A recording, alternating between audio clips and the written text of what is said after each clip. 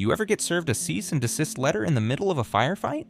I did, except the bullets were plastic, the shooters were teenagers, and the people screaming at me weren't enemy combatants. They were the HOA board. It was Saturday morning. We were running a basic assault drill, clear a simulated structure, secure 2 points, extract a wounded teammate. I was standing near the edge of the mock village, painted plywood facades, a burnt-out van, a door rigged with a smoke popper, when I saw a shiny white SUV roll up like it was about to deliver mail. Instead, out stepped Dana Whitmore in her usual battlefield armor, pastel blazer, oversized sunglasses, clipboard like a weapon. She was flanked by 2 guys in loafers who clearly hadn't spent a day outside since college. One of them was already unfolding a tripod. I took one look and muttered, "Here we go." She walked straight through the open gate like she owned the place, ignoring the giant private training zone. "Trespassers will be photographed" sign bolted to the post. Didn't even blink. "Mr. Garrison," she shouted over the rattle of gunfire and teenage war cries, "you are in violation of multiple HOA statutes regarding noise, unauthorized gatherings, and militarized structures within visual proximity of community zones." I took off my helmet, handed it to one of the kids, and walked toward her. The air smelled like sweat, burnt CO2, and pine needles. "This isn't an HOA property," I said calmly, "and you're trespassing." She held up a printed document like it was a sacred scroll. "This is an official notice. You are to cease all activities until this area can be assessed for environmental and communal compliance." I glanced at the guy with the camera. He was already recording. Dana turned her shoulder to give her good side. "We're here to protect our neighborhood from this," she said, gesturing behind her like I was running a paramilitary camp. Behind her, one of the boys yelled, "Grenade!" and a fake explosion of baby powder puffed from behind the shack. I looked directly at the camera. Welcome to the HOA's idea of a crime scene. It wasn't supposed to be like this. When I bought the land, it was supposed to be peace and quiet. Maybe a little mud. Definitely no lawsuits. The lot had sat abandoned for years. 30 acres of half-cleared forest, a crumbling training structure from the days when it was a wildfire prep site for search and rescue teams. There was an old metal hangar, faded red, filled with rotting rope ladders and a rusted-out Ford flatbed. Half the town thought it was haunted. I saw potential. After 2 decades overseas doing things I'm not legally allowed to tell you about, I wanted something grounded, something real. I wasn't looking for a lawn to manicure. I wanted to build a place where people could sweat, stumble, learn, get back up. So I spent 6 months clearing brush, reinforcing the old walls, re-graveling the access road, and welding new plates to the hangar doors. I didn't want to run a business. I wanted to build a unit, a place for veterans to train young people, teach them leadership, teamwork, basic self-respect. We don't do Rambo fantasies here. We teach them to move, communicate, and not cry when their Wi-Fi cuts out. And that hangar, God, that thing was the heart of it. Big enough to simulate urban combat, tough enough to stand up to California weather. It still had the old stenciled Fire Rescue Training Unit 3 lettering across the side. I kept it, didn't paint over it, felt right. We built around it, drills, obstacles, course markings, even added a tactical maze inside. The kids loved it. We didn't advertise, just word of mouth. But you know how it goes. The minute something looks different in suburbia, especially something that doesn't fit the pastel lawn aesthetic, someone complains, and that someone always has a clipboard. Her name was Dana, president of the local HOA, a woman whose personality could be measured in micromanagement. I figured she'd eventually wander over. I even left coffee and store-bought muffins in a cooler by the fence the first few weeks, hoping she'd see we weren't a threat. Instead, she sent a demand letter, then a second one, then a noise complaint. Then she walked onto my land like she was inspecting a golf course and told me the old hangar was an eyesore that disturbs community harmony. That's when I knew this wasn't about noise, or even the kids. It was about control. And as much as I tried to ignore it, that was the moment the real battle began. The first hit came quiet. Not loud, not dramatic, just enough to make me second guess whether it was even real. It started with a mailbox. I didn't use it much. Most of our logistics ran through email, and any actual gear got delivered straight to the loading dock behind the hangar. Still, there was a basic metal box near the road, bolted to an old post. One morning I came out to find it bent at a perfect 45-degree angle, like someone had driven a Prius through it in reverse. No note, no tread marks, nothing. Just a neatly decapitated flag and a pile of shattered safety glass about 6 feet away. I replaced it. Stronger this time, welded the damn thing to a 4x4 pipe and filled the bottom with concrete. It wasn't going anywhere. 2 days later, it was gone, as in vanished. No dent, no debris, just bare dirt where it had stood. I stared at the empty patch and muttered, "Well, that's subtle." That same afternoon, I found a yellow violation notice taped to the front of the hangar. It flapped in the breeze like a passive-aggressive middle finger. "This structure is not compliant with community visual codes. Please submit repainting and redesign plan within 14 days to avoid penalties." Penalties from who? I wasn't part of their HOA, never signed anything, never agreed to any community plan. I took the paper down and walked the quarter-mile to the eastern fence line where the HOA border officially ended. There's an actual cement marker there from the city's survey team, bless them. I even spray-painted the date across it so no one could claim ignorance later. Still, I figured it was a mistake. Bureaucrats love paperwork. Probably Dana got overzealous. Maybe she didn't realize my land wasn't under her little suburban fiefdom. So I did the neighborly thing. I walked up the hill to her house, yes, the one with the 6 identical hydrangea bushes out front, and rang the bell. She opened the door already frowning. "Mr. Garrison?" "Afternoon," I said, holding up the notice like a peace offering. "Think this got posted in the wrong place." "What?" She didn't take it, just crossed her arms like she was about to issue a citation. "That structure violates visual harmony codes for community-adjacent properties." "Community adjacent?" I blinked. "That's not a legal term?" She smiled like I'd failed a pop quiz. "It's in the revised HOA addendum. Properties within a 500-foot buffer of the HOA border are subject to courtesy reviews." "Courtesy," I said slowly, "usually involves permission." She leaned against the doorframe. "Raymond, don't make this difficult. All we ask is a little cooperation, a neutral color on the hangar, maybe a white perimeter fence, something that blends." "The hangar's a training site," I replied, "not a beach house." She didn't blink. "Well, we all have to make compromises." I nodded. "Good to know. Then you won't mind compromising by not trespassing on land that doesn't belong to you." That wiped the smile clean off her face. I walked away before she could say anything else. 2 mornings later, I found the fence gate on the north trail unlatched and hanging open, even though I'd locked it myself the night before.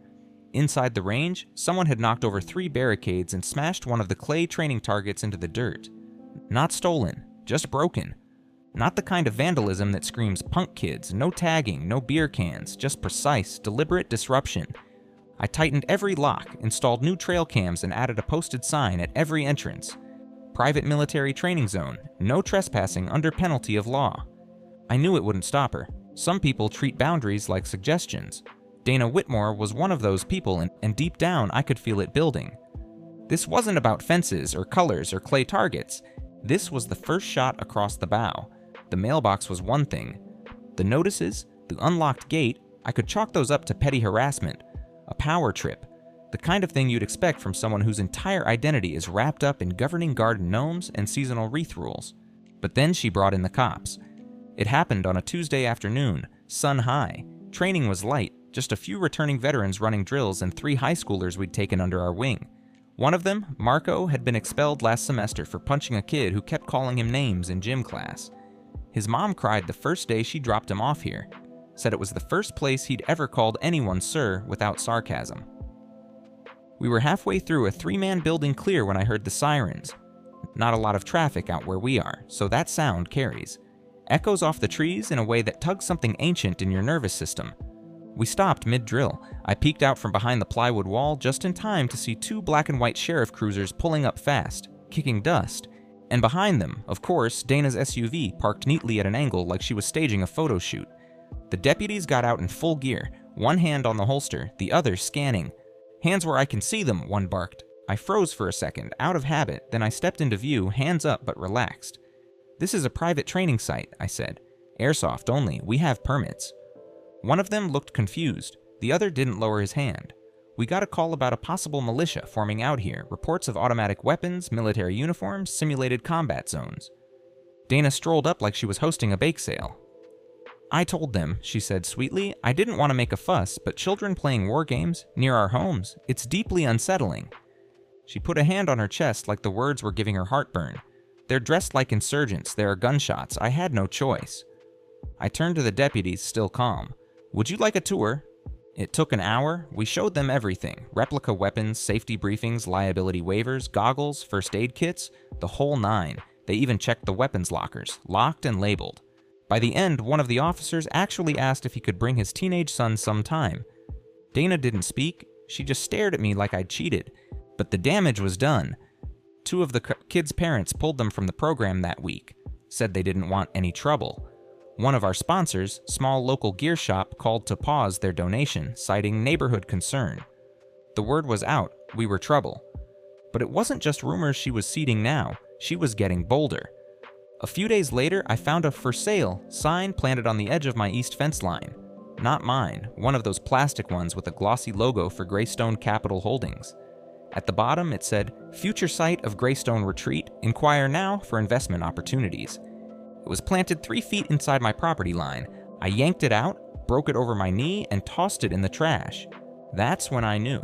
Dana wasn't acting alone, she was working with developers, and they had their sights set on my land. And then came the worst of it. One morning I walked into the hangar and froze. Someone had broken in. The steel door had been forced, pried open from the latch side, probably with a crowbar. They didn't take anything. They destroyed it. The whiteboard with drills? Smashed. The tactical maze we'd spent weeks building out of repurposed pallets and foam mats? Torn down, scattered like garbage. But the part that hit me hardest? They spray painted over the original lettering on the back wall. Fire Rescue Training, Unit 3, bright orange paint, sloppy like a middle finger. I just stood there, in the silence, smelling the dust and sawdust and solvent, looking at what they did to the one part I'd tried hardest to preserve. That lettering had survived wildfires, earthquakes, rain, rot. It hadn't survived the HOA. I called the sheriff. Again. Filed a report. Again. Nothing came of it. No witnesses. No prints. No case. The next day, Dana posted a newsletter on the HOA Facebook page. A long post about reclaiming unsafe zones and community redevelopment opportunities that reflect neighborhood values. No names. No addresses. Just a photo of a pine tree and the phrase, "Change is coming to the ridge." I knew what that meant, and I knew I couldn't keep playing defense. She wanted a war? I'd been trained for that, but first I had to try one last time to play by the rules, even if she never did. I didn't go full tactical right away. Contrary to how Dana probably described me in her next neighborhood blast, I don't sleep in camo or keep claymores in my mailbox. I wanted this handled the right way. So I started with City Hall. I scheduled a zoning review through the planning department, gathered all my permits, training certification, insurance, land use rights, and walked into the municipal building like I was preparing for a deposition.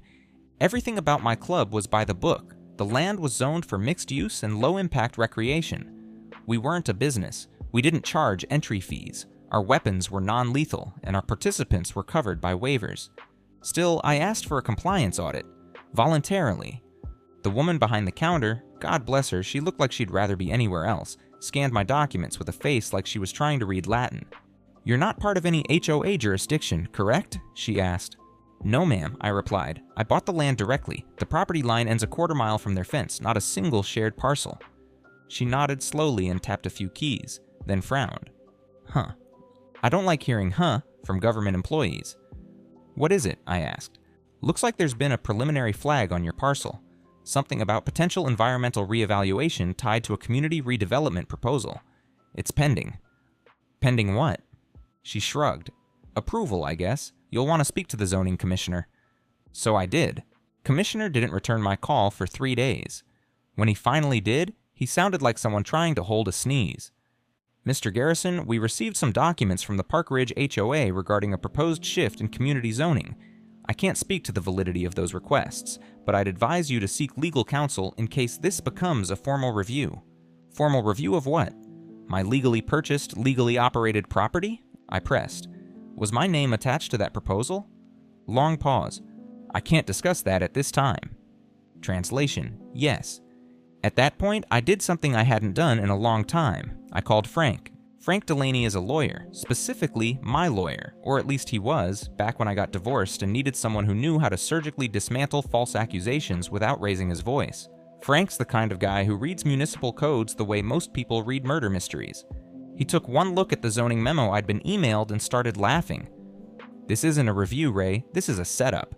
They're trying to reclassify your land as community utility space under a recreational development clause. If that gets approved, you'll be required to relinquish operational authority pending compliance verification." "In English?" I asked. "They're trying to neuter you, legally. No club, no authority, just a man sitting on dirt he can't touch until the committee says so." "But the land isn't part of the HOA." "That's what makes this so cute," he said, flipping a page. They're citing adjacency doctrine and visual disruption statutes. It's legal garbage, but if the wrong person signs the wrong paper, it becomes a real fight. So we drafted a formal response, a cease and desist to the HOA, a zoning clarification to the city, a request for public hearing records. I even filed a private complaint about harassment and property tampering. I wasn't sitting on my hands, and for a moment, things seemed to pause. Then, like clockwork, came the retaliation. First, I woke up one morning to find a row of citation flags planted on my property line. Bright red, plastic, each one with a tiny paper slip attached. Unauthorized fencing, non-compliant structure visibility, unlicensed recreational activity, unapproved vehicular access. It was like a HOA-themed scavenger hunt. Then came the power, or rather, the lack of it. The solar battery for our lighting rig had been cut clean, wires snipped, and the control panel busted open. No theft, no mess, just sabotage. And right on cue, an anonymous letter arrived in my mailbox, printed on standard paper, no return address, just one sentence in bold: "No one wants a war zone next to their backyard." I brought everything to the sheriff's department. They listened, nodded, took photos. Then one of them looked up at me and said, "You sure you don't want to consider selling?" I stared at him. What? He shrugged like he was giving home renovation advice. Look, you're not technically doing anything wrong, but these HOA people, they're relentless, developers too. They'll drain you with paperwork before they lose a cent of value. So that was it. I'd followed every rule, filed every form, called every number, and I still stood there holding a plastic citation flag listening to a cop tell me maybe I should just give up. But what they didn't know, what Dana didn't know, is that I've faced worse odds in worse places with worse people, and I don't scare easy. But what happened next? That's when I stopped playing defense, because that's when I found out just how far they were willing to go, and just how dirty they already had. 3 days passed. No letters, no flags, no drones, no calls, no Facebook threads accusing me of weaponizing masculinity with plywood. It was too quiet. The last time I felt that kind of stillness, I was crouched outside a mud compound in the middle of Kandahar, waiting for a door to open that never did. Quiet doesn't always mean peace. Sometimes it means ambush. This time, it came by phone. Thursday morning, 7:41 a.m. I was still in boots and flannel halfway through a breakfast burrito when my cell buzzed with an unknown number. I almost let it go. Something told me not to. Yeah? There was a pause, then a voice I hadn't heard in over a decade. "Ray, it's Jerry." I blinked. Jerry? Wells? Yeah, from Bagram, comms guy with the glasses. No way. I leaned against the workbench, smiling despite myself. "How the hell are you?" "Not great, honestly," he said, and his voice shifted into something clipped, formal. "Listen, I work in the zoning office now, Sacramento branch. I probably shouldn't be calling you." I straightened up. "What's going on?" "You're on a list." "What kind of list?" "There's been a development proposal submitted through our system for a high-value recreational compound, codenamed Greystone Retreat. Looks like a series of boutique cabins, hiking trails, wellness pods, standard developer fantasy." "Okay," I said slowly. "And?" He cleared his throat. "Your land is in it." I froze. That's not possible. "They submitted parcel maps that include your property as part of an inbound annexation area." He paused. "There's a signed affidavit from you approving the development plan." I went cold. "I didn't sign anything?" "I figured." His voice dropped to a whisper. "Ray, I've seen this kind of play before. Usually it's in gray zones, vacant land, absentee owners, but your file had urgency tags, like it was being expedited." He continued, "There's a memo from Dana Whitmore. She's listed as community stakeholder and liaison, claiming that the site is being illegally operated and must be repurposed for the greater good. Her words." I sat down hard on the bench.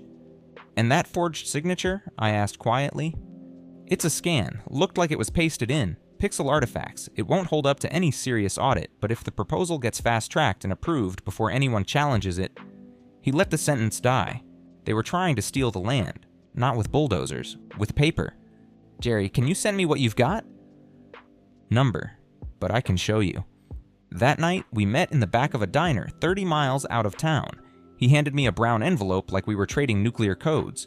Inside were printouts, email chains, parcel maps, and a copy of the preliminary community alignment agreement, the document that proved I'd agreed to forfeit operational control for redevelopment. My name, my address, my fake signature, There was even a typed line at the bottom. Structure on site, decommissioned hangar, will be removed per scheduled demolition, Phase 1A. They'd already planned the demolition. Jerry exhaled and sipped his coffee. I'm risking my job just giving you this. You're saving mine. He nodded. You've got about a week. After that, the vote goes to the county board and the bulldozers get scheduled. I left the diner with the envelope tucked tight under my arm. Back home, I spread the documents out on the hangar table.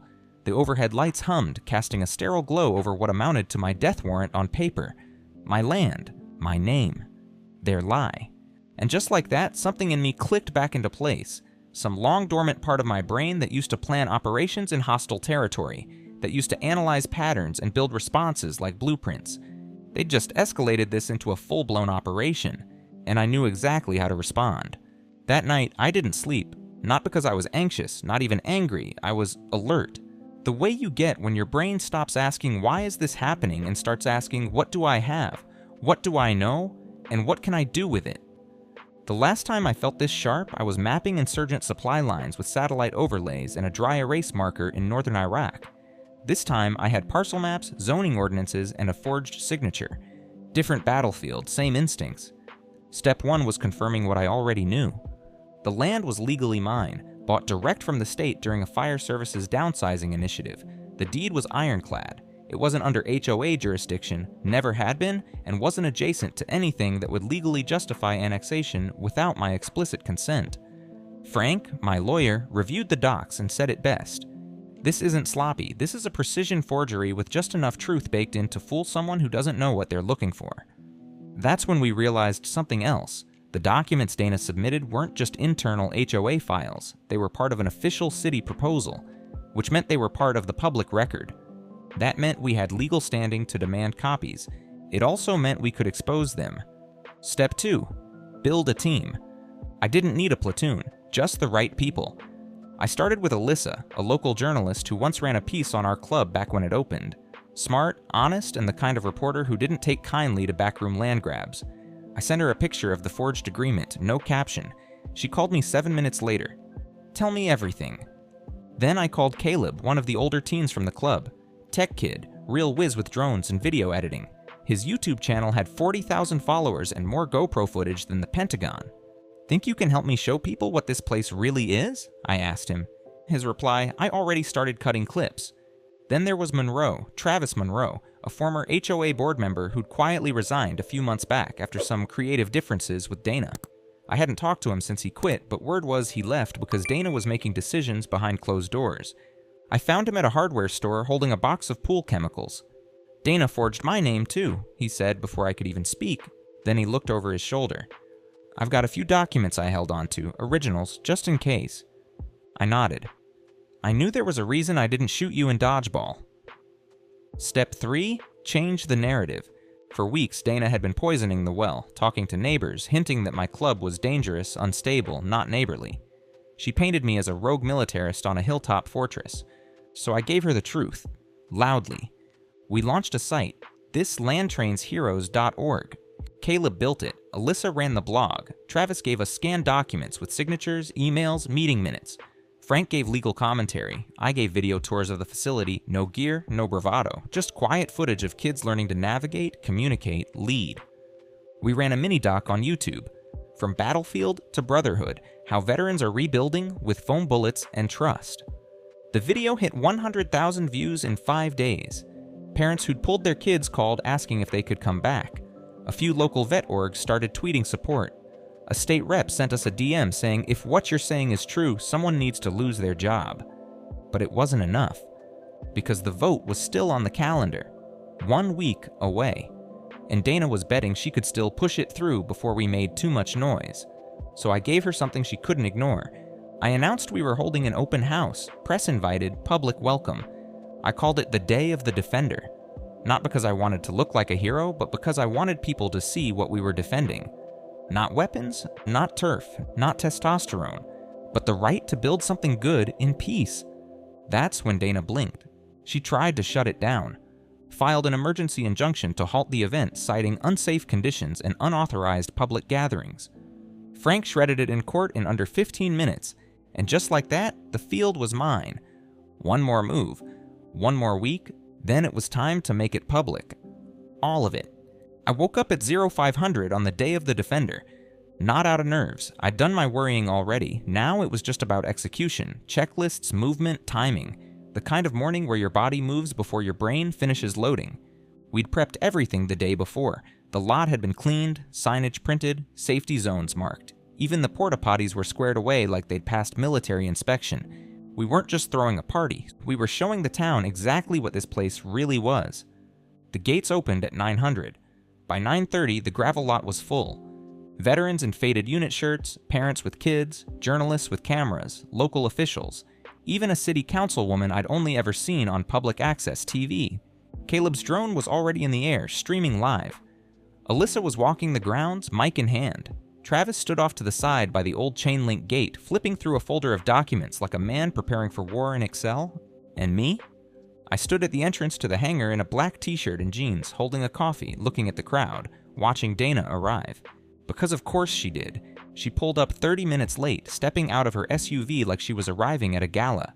Sunglasses, clipboard, and a smile about as genuine as freezer pizza. She didn't walk in right away, just stood near the edge, watching, taking notes. That's when I turned on the loudspeaker. "Ladies and gentlemen," I said, voice calm but clear, "thank you for being here today. Before we start the live demonstration, I want to take a few minutes to tell you a story about land, community, and signatures that weren't what they seemed." I stepped aside, and Travis walked up holding a folder. "This," he said, holding up a printed sheet, "is a board resolution I supposedly voted on. It claims I approved a land annexation plan that includes property we had no jurisdiction over. That signature right there? Not mine." He held up another. "This one names Mr. Garrison's facility as a non-compliant structure. It was backdated, forged, and submitted without board consent." A quiet ripple moved through the crowd. Then Alyssa stepped forward and spoke into her mic, voice steady. "For the last month, we've been investigating how this HOA submitted fraudulent zoning documents to clear the way for a luxury resort project called Greystone Retreat. We found internal memos, private emails, and forged consent forms naming Mr. Garrison as a supporter of the development." She turned toward Dana, who had gone pale under her makeup. "Ms. Whitmore, you're listed in every document as the community liaison. Do you deny authoring these?" Dana blinked like a deer in LED headlights. Then the councilwoman stepped forward. "Actually, I have a question for you as well, Ms. Whitmore. Did you disclose your financial interest in Greystone Capital when you submitted these proposals? Or when you voted to fast-track the community alignment phase?" That's when Dana cracked. "I don't know what you people are talking about," she said, her voice a few notches too high. "This man runs a paramilitary camp. You're all being manipulated." A veteran in the front row chuckled. "Lady, the only thing he's training me to do is run upstairs without dying." Laughter. Cameras flashed. Phones recorded. I could see it happening in real time, the narrative collapsing around her like a bad tent. And then the knockout blow.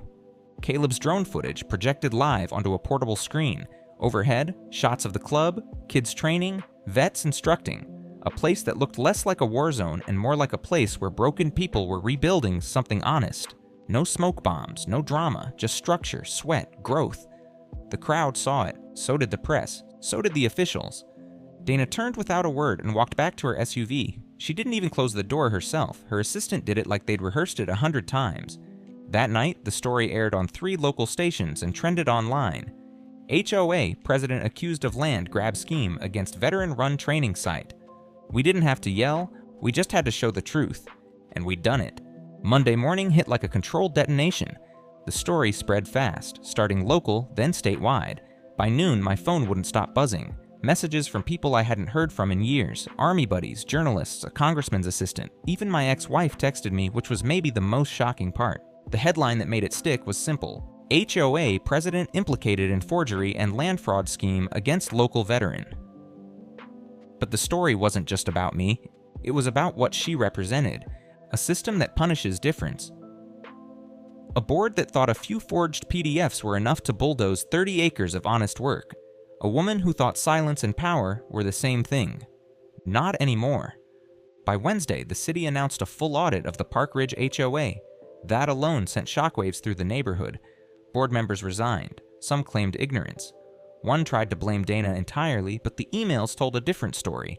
Her assistant flipped by Friday. And Dana? She disappeared from public life faster than a yard flamingo in a windstorm. Resigned for health reasons. No public apology. Just a short statement through her lawyer that she had acted with the best intentions for the community. That line got memed into oblivion. The zoning proposal was pulled off the county board's calendar the same day the story aired. Greystone Capital released a statement distancing themselves from the unauthorized preliminary documents submitted by a local volunteer, which was corporate speak for we're nuking this and pretending we never knew her. They're now facing a separate investigation for falsifying property boundaries on multiple development plans. I hear they'll be fine, just out a few million in sunk costs and reputation. Couldn't have happened to nicer people. The best part? The sheriff's department finally got involved. Not with me, with them. Turns out, filing forged documents with a government office is what lawyers like to call a very bad idea, even in California. Travis gave his full statement. Jerry provided copies of everything he'd flagged internally. Frank filed a formal complaint on my behalf, and now Dana's facing a quiet but very real investigation that could end with her spending some quality time under house arrest with no access to clipboards. The irony writes itself. As for the community, let's just say public opinion shifted. I got letters, not the angry kind, the real kind, handwritten notes from people who thought I was the villain until they saw the footage, read the story, met the kids. One note said, "You don't look like what I expected. You look like someone my son needed." I kept that one. The city council sent a resolution recognizing the club as a civic resource center, eligible for grants under the Veterans Reentry and Youth Development Program. That means protected zoning, permanent usage rights, and, most important, legal recognition that this land isn't just mine. It matters.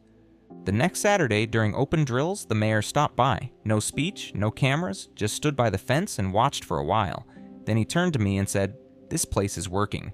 You've got my support. You ever need help? Call." I nodded. No salute, just a handshake. Firm, real, no ceremony, just clarity. Dana tried to kill this place in the dark. We brought it into the light. I repainted the back wall of the hangar last week. The spray paint Dana's people left was still bleeding through, no matter how many coats I rolled over it. So I stripped it to the bones, sanded it clean, and redid the original stencil by hand. Took me most of a Sunday, didn't rush it. When it dried, the words were clean again. Fire, Rescue Training, Unit 3. Same font, same spacing, same quiet authority. I stood there and stared at it for a long time. Not because I was proud, not exactly, more like grounded. Some people build fences, some build walls. We built this. That night, we held our first night op in over a month. The floodlights were back on, solar rig repaired, and Caleb had rigged an old Bluetooth speaker to play ambient noise during movement drills. The kids loved it. One of them yelled, "Contact!" so loud I thought a neighbor might file a noise complaint just out of muscle memory. Didn't happen. In fact, 2 neighbors showed up with folding chairs and sat by the edge of the lot to watch. One of them even brought lemonade. Progress. I still get emails from people asking what they can do to help the cause. Truth is, I don't need a cause. I just need this place to exist. A piece of land where people show up, shut up, and work on something that makes them feel strong. Strong again. Sometimes that means teaching a teenager how to breach a doorway with a plastic rifle. Sometimes it means showing a retired sergeant how to coach without yelling. Sometimes it just means handing someone a broom and saying, "You missed a spot." Simple things. Real things. The kind of things that make you remember what dignity feels like when the world tries to bury it under paperwork and HOA newsletters. I still keep the forged signature in a drawer in my office, framed it actually, not out of bitterness, more like a reminder. That silence isn't always peace, and sometimes the quietest guy on the block turns out to be the one with the best aim.